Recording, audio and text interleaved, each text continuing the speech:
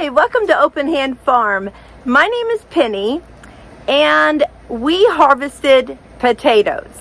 We actually harvested them on August 6th because our plants had completely died back, and we started getting some of our residual cover crop that we planted last year kind of growing back in through it. So we decided to go ahead and dig them. Now, in the past, we have not had luck with potatoes. Last year we had some, but as you can see, there were no really big sized potatoes. There were a lot of small ones. They had a lot of bug holes in them. They were just kind of a mess. I ended up actually canning all that I could. Some of them ended up sprouting really badly, and I just decided to take the rest and can them and be done with them. So I didn't know what to expect this year because we apparently are just not potato farmers. So we went out and started digging, and we were so pleasantly surprised. Let me show you what we found. Before we start digging, let me show you things we did differently this year. Number one is we relocated where we planted the potatoes. They were in a totally different bed, closer to our water system. And just to ensure that they did get enough water, we also put down some soaker hoses. We had never really watered well in the past. I would try to, but the garden was way in the back. Well, as you can see here, the water helped, not just the potatoes, but everything else as well. Now, before we started weed eating this all back, we had to take out the soaker hoses. We had a little retaining wall between the peppers and the potatoes, so we took that out. And now Mark is just chopping down the cover crop that came up. This is rye, and we're hoping that we will be able to find the potatoes. This is our potatoes last year at this time. We used a lot of straw to cover them, and I feel like it just did not do a great job. So let's start some digging. These are the Yukon Golds, and we're just going to go for it. I hit a jackpot. And these are nice sized potatoes. It was very exciting to see them. Of course, there were some little ones as well, but we had a lot of really nice sized potatoes. We just kept going, and our basket just kept getting more and more in it. Sometimes we could see where the plant had been, and sometimes we couldn't. So we would just very carefully put the fork in and see what we could find. When we finished with the Yukon Gold, we went ahead and went to the next row, and that's where the purple potatoes were. Now, I have to say that they were very prolific, except that they were also weird. We had some very strangely shaped red potatoes. Mark found one that he said looked like a man. I thought it looked like a duck, but it was pretty funny. And by the time we also dug the Dakota Pearls, this is what we ended up with. Look at those beautiful potatoes. They are such nice sizes. Yes, there are some little ones, but not as many as we have had in the past. Last year, our sizes were extra small, small, semi-small, and medium.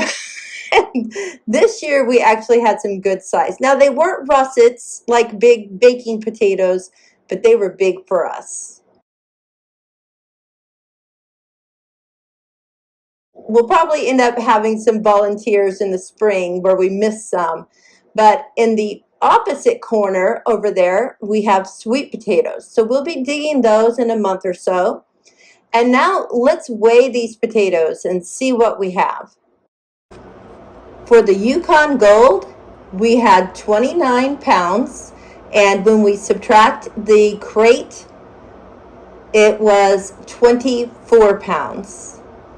For the Dakota Pearls, we had 38 pounds, minus the crate weight was 32 pounds. Then we had the purple, and they weighed 28 pounds, with a total of 23 after subtracting the crate weight. So our total potato weight was 79 pounds. This is the best crop ever. So this is just a reminder of our potatoes last year. And within just a few weeks, they started sprouting and were shriveled up. They had all kinds of bug holes and stuff in them. They just were not quality potatoes at all, as opposed to our beautiful potatoes this year. I am so pleased. In order to cure them, we're going to use our cellar. We've never used it before, but we're going to give it a try.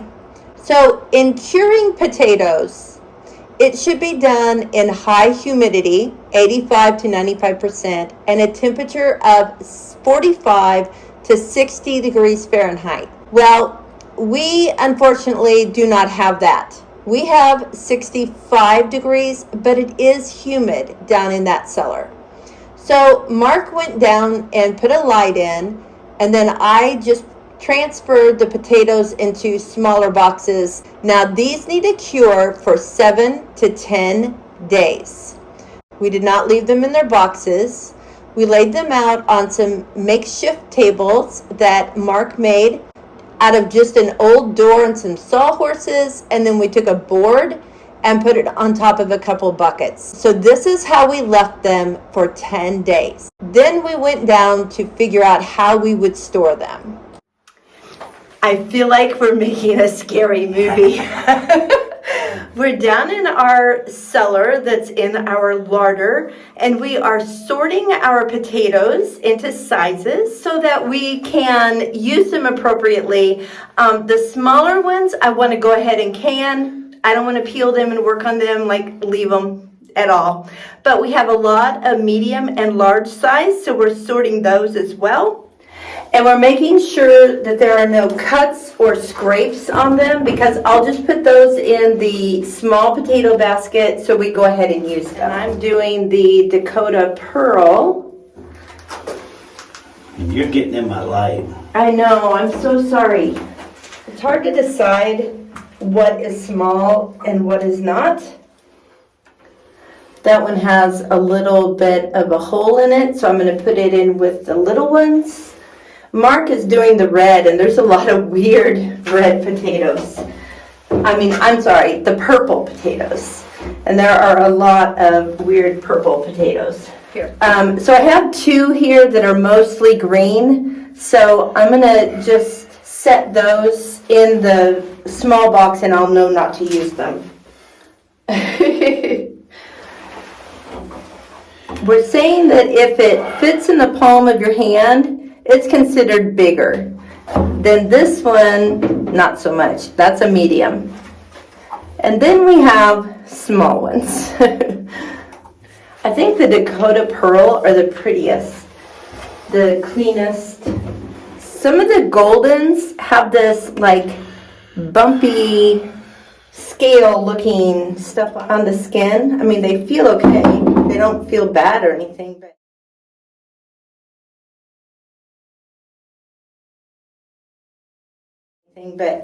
that's not pretty. We are having a beauty contest for our potatoes. Aww. Well, in that case, the purple loses. Yep. I'm sure they'll be good, but they're very weird. Very weird. Has anybody else grown purple potatoes and had weird outcomes? All right. We brought a shelf down, and these crates fit on them. Look at all those beautiful medium-sized potatoes, and look at all of these large potatoes. So anyway, we're going to put these tubs on the shelf. Okay, we gotta get the table out of here so that we can place the shelf. So Mark's going up and I'm gonna hand him the table top. Oh, you want it down there, okay. And the sawhorses. Got it. Okay. Now the main thing I want to do is make sure that the shelf is not rocky. We got our light on our shelf, so I got to kind of move it as we go. You need a shim or anything? Let me see if I can find a solid. No, I'm gonna need one. Like how big? My finger width, like a finger fits under it. That's exact measuring. Okay, let's see if one of these is gonna work. Oh yeah, I think we got it. We're sliding in the taters, and this one is the medium size. I'm gonna put them on the top because I don't want to lift the big ones that high. Ooh-ah.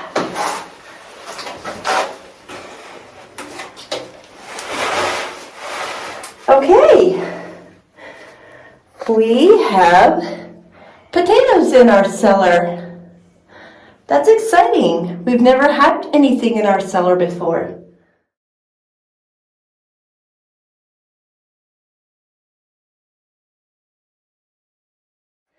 And this basket we'll take upstairs and I will can this week.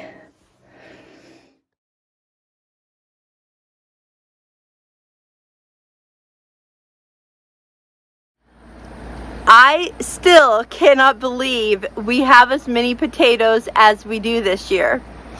Now, I'm going to keep a very close eye on them because I don't want them to start sprouting again. If they do, I'm immediately going to process them somehow. One of the things I did last year is I did mash some potatoes and put them in the freezer.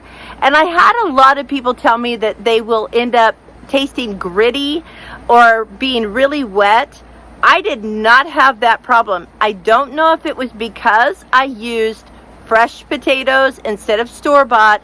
Mark and I actually just ate the last pan of those yesterday, and they were delicious. You wouldn't have known that they had been in the freezer. They tasted like and were smooth like fresh mashed potatoes.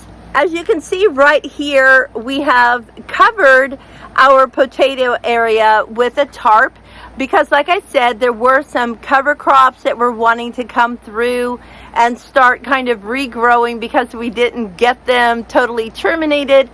So we've decided to just cover that area and see if we can take care of those. And then I have a different cover crop that I want to plant this year. I want to do a frost kill so that when a heavy frost hits it, it will just kill it and it will eventually lay down and kind of dry up. And what I will do in the spring is just leave that and open it up a little bit to plant the potatoes in it. And then it will work as a cover for the top of the soil to help keep the moisture in and just help feed the soil as it decomposes. We'll see how that works. If you are having troubles with your potatoes, think about a plan that might make it work better. I know a lot of people are saying, just go buy some potatoes. I mean, it's not that hard. You guys, you can go buy potatoes, but I have never walked in a grocery store, buy the potatoes, and seen people picking up those bags of potatoes saying, oh my gosh, look at this. Oh my gosh, there's some more. Oh, look. Oh, thank you, Lord. These are beautiful. You can't get that in a store. It's such a blessing to uncover those potatoes. It's like digging for a treasure, and they're beautiful, and you're so happy, and you just over and over again are thrilled. So if you've never grown potatoes and you want a really fun, exciting treasure hunt, give it a try. Thanks again for joining me, and we hope to see you again And I love hearing from you in our comments, so please feel free to let me know how your potatoes are doing or anything else in your garden. And until next time, blessings on you and yours.